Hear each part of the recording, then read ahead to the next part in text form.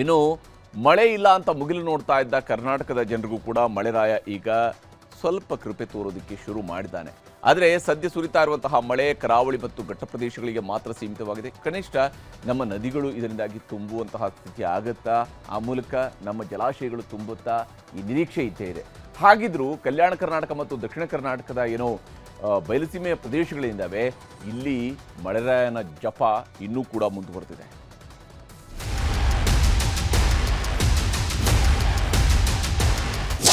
ರಾಜ್ಯಾದ್ಯಂತ ತಡವಾಗಿ ಆದರೂ ಮಳೆರಾಯ ಅಬ್ಬರಿಸೋಕೆ ಆರಂಭಿಸಿದ್ದಾನೆ.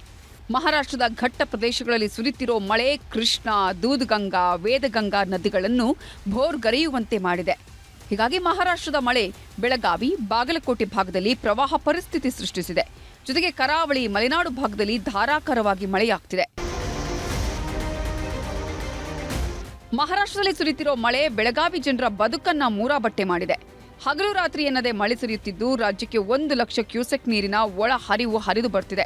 ಇದರ ಪರಿಣಾಮ ಕೃಷ್ಣ, ದೂದ್ಗಂಗಾ, ವೇದಗಂಗಾ ನದಿಗಳು ಮೈದುಂಬಿ ಹರಿಯುತ್ತಿವೆ. ಚಿಕ್ಕೋಡಿ ವಿಭಾಗದ ಒಟ್ಟು 6 ಸೇತುವೆಗಳು ಜಲಾವೃತವಾಗಿದ್ದು ಊರಿಗೆ ಊರೇ ಮುಳುಗಿ ಹೋಗ್ತಿವೆ. ಮಹಾರಾಷ್ಟ್ರದ ಮಳೆ ಉತ್ತರದಲ್ಲಿ ನೆರೆ ನರಕ ಸೃಷ್ಟಿ ಮಾಡ್ತಿದೆ. ಕೃಷ್ಣಾ ನದಿ ನೀರು ಹುಚ್ಚೆದ್ದು ಹರಿತಿದ್ದು ಶಿರದವಾಡ ಗ್ರಾಮ ಅಕ್ಷರಶಃ ನಡುಗಡ್ಡೆಯಂತಾಗಿದೆ. ಹೊಲಗದ್ದೆಗಳೆಲ್ಲ ಸಮುದ್ರದಂತಾಗಿದ್ದು ಜೋಳ, ಉದ್ದು, ಸೋಯಾಬೀನ್ ಬೆಳೆಗಳು ಮುಳುಗಿ ಹೋಗಿವೆ. ಪಂಚಗಂಗಾ ನದಿಯ ಅಬ್ಬರ ಹೇಳತೀರದಂತಾಗಿದೆ. ನದಿ ನೀರಿಗೆ ಸಿಕ್ಕಿದ್ದೆಲ್ಲ ಆಪೋಷಣೆಯಾಗ್ತಿದೆ. ನದಿ ಪಾತ್ರದ ಗದ್ದೆಗಳೆಲ್ಲ ಸಂಪೂರ್ಣ ಮುಳುಗಿ ಹೋಗಿದ್ದು ಕೊಲ್ಹಾಪುರದಲ್ಲಿ ಪ್ರವಾಹದ ಆತಂಕ ಎದುರಾಗಿದೆ. ಮಹಾರಾಷ್ಟ್ರದ ಮಳೆ ಬೆಳಗಾವಿಯಲ್ಲಿ ಅಲ್ಲೋಲ ಕಲ್ಲೋಲ ಮಾಡಿದೆ. ನವಿಲುತೀರ್ಥ ಜಲಾಶಯಕ್ಕೆ ಭಾರೀ ಪ್ರಮಾಣದಲ್ಲಿ ಒಳಹರಿವು ಹರಿದು ಬರ್ತಿದ್ದು ಜಾಂಬೋಟಿ, ಕಣಕುಂಬಿ ಭಾಗದಲ್ಲಿ ಮಳೆಯ ಸುನಾಮಿ ಎದ್ದಿದೆ. 37 ಟಿಎಂಸಿ ಸಾಮರ್ಥ್ಯದ ನವಿಲುತೀರ್ಥ ಜಲಾಶಯಕ್ಕೆ ಜೀವ ಕಳೆ ಬಂದಿದೆ. ಕಳೆದ 2 ದಿನಗಳಿಂದ ಬಿಡುವನ್ನೇ ಕೊಡದ ಮಳೆರಾಯ ಬೆಳಗಾವಿ ಜಿಲ್ಲೆಯನ್ನ ಅಕ್ಷರಶಃ ಮುಳುಗಿಸಿದ್ದಾನೆ. ನಿಪ್ಪಾಣಿ ತಾಲೂಕಿನ ಕಾರದಗ ಗ್ರಾಮದಲ್ಲಿ ಬಂಗಾಲಿ ಬಾಬಾ ದರ್ಗಾಗೆ ವರುಣದೇವ ಜಲ ದಿಗ್ಬಂಧನ ಹಾಕಿದ್ದಾನೆ. ಇನ್ನೊಂದು ಕಡೆ ಬೆಳಗಾವಿಯಲ್ಲೂ ಎಡಬಿಡದೆ ಮಳೆಯಾಗ್ತಿದೆ. ಇದರ ಪರಿಣಾಮ ನಗರದ ಹೆಸ್ಕಾಂ ಗ್ರಾಮೀಣ ಉಪವಿಭಾಗ ಕಚೇರಿ ಮುಳುಗಿ ಹೋಗಿತ್ತು. ಕೃಷ್ಣ ಜಲಾನಯನ ಪ್ರದೇಶದಲ್ಲಿ ಸುರಿತಿರೋ ಮಳೆ ವಿಜಯಪುರ ಜಿಲ್ಲೆ ಜನರ ಮುಖದಲ್ಲಿ ಮಂದಹಾಸ ಮೂಡಿಸಿದೆ. ಬರಗಾಲ ಆವರಿಸಿರೋ ಹೊತ್ತಲ್ಲೇ ಕೃಷ್ಣಾ ನದಿ ಉಕ್ಕಿ ಹರಿಯೋದಿಕ್ಕೆ ಶುರುವಾಗಿದೆ. ಹೀಗಾಗಿ ವಿಜಯಪುರ ಜಿಲ್ಲೆಯ ಜನ ಫುಲ್ ಖುಷಿಯಾಗಿದ್ದಾರೆ. ಕೃಷ್ಣ, ಘಟಪ್ರಭಾ ನದಿಗಳ ಮಟ್ಟ ಕ್ಷಣಕ್ಷಣಕ್ಕೂ ಏರಿಕೆಯಾಗ್ತಿದೆ. ಹೀಗಾಗಿ ಹಿಪ್ಪರಗಿ ಬ್ಯಾರೇಜ್ನಿಂದ 84,000 ಕ್ಯೂಸೆಕ್ ನೀರು ಹೊರಹರಿದು ಹೋಗ್ತಿದ್ದು ಹಿಡಕಲ್ ಜಲಾಶಯದಿಂದ 21,000 ಕ್ಯೂಸೆಕ್ ಹೊರಹರಿವು ಶುರುವಾಗಿದೆ. ಚಿಕ್ಕಮಗಳೂರಿನ ಕೊಪ್ಪ ತಾಲೂಕಿನ ಉತ್ತಮೇಶ್ವರದ ಅಗ್ರವಳ್ಳಿಯಲ್ಲಿ ಸಾಲು ಸಾಲು ಅವಾಂತರಗಳು ಸೃಷ್ಟಿಯಾಗಿವೆ. ಬಿರುಗಾಳಿ ಹೊಡೆತಕ್ಕೆ 60ಕ್ಕೂ ಹೆಚ್ಚು ಅಡಿಕೆ ಮರಗಳು ನೆಲಕಚ್ಚಿವೆ.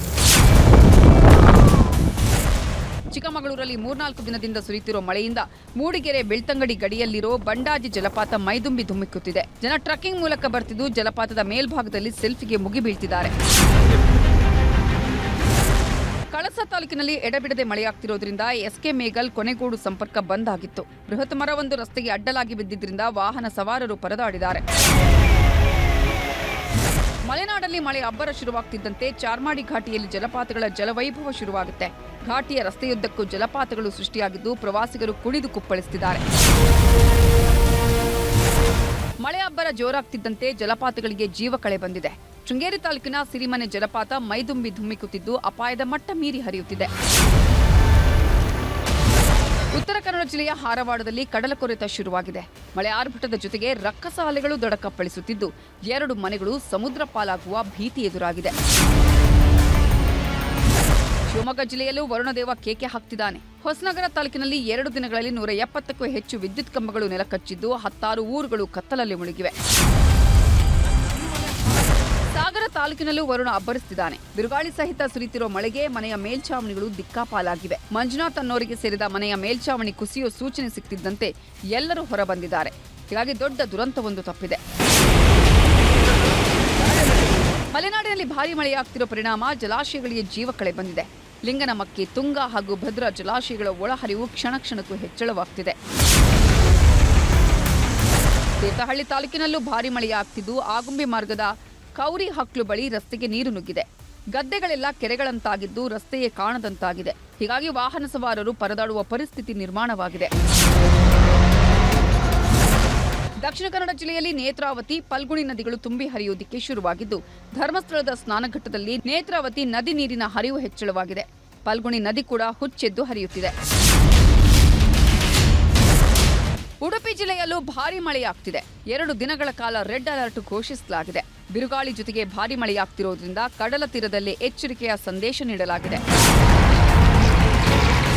ಕರಾವಳಿ ಮತ್ತು ಮಲೆನಾಡು ಭಾಗದಲ್ಲಿ ಸುರಿಯುತ್ತಿರುವ ಮಳೆಯಿಂದಾಗಿ ವರದಾ ನದಿ ನೀರಿನ ಮಟ್ಟ ಕ್ಷಣಕ್ಕೂ ಹೆಚ್ಚಾಗ್ತಿದೆ. ಕೊಡಗು ಜಿಲ್ಲೆಯಲ್ಲೂ ಮಹಾಮಳೆಯಾಗ್ತಿದ್ದು, ಸೋಮವಾರಪೇಟೆ ತಾಲೂಕಿನ ಮಲ್ಲಳ್ಳಿ ಫಾಲ್ಸ್ಗೆ ಬಂದಿದ್ದ ವಿದ್ಯಾರ್ಥಿಗಳು ಸಾವನ್ನಪ್ಪಿದ್ದು ಬಂದಿದ್ದಾರೆ. ಪ್ರವಾಸಕ್ಕೆ ಬಂದ ವಿದ್ಯಾರ್ಥಿಗಳು ಅಪಾಯದ ಸ್ಥಳಕ್ಕೆ ತೆರಳಿ ಪರದಾಡುತ್ತಿದ್ದರು. ಕೂಡಲೇ ಸ್ಥಳಕ್ಕೆ ಆಗಮಿಸಿದ ಅಗ್ನಿಶಾಮಕ ಸಿಬ್ಬಂದಿ ವಿದ್ಯಾರ್ಥಿಗಳ ಜೀವ ಉಳಿಸಿದ್ದಾರೆ. ಒಟ್ಟಿನಲ್ಲಿ ಬರದ ಭೀತಿಯಲ್ಲಿ ಕರುನಾಡಲ್ಲಿ ವರುಣದೇವ ಕಣ್ತೆರೆದಿದ್ದಾನೆ. ಅರ್ಧಕ್ಕರ್ಧ ಕರುನಾಡಲ್ಲಿ ಭರ್ಜರಿ ಮಳೆಯಾಗಿದೆ.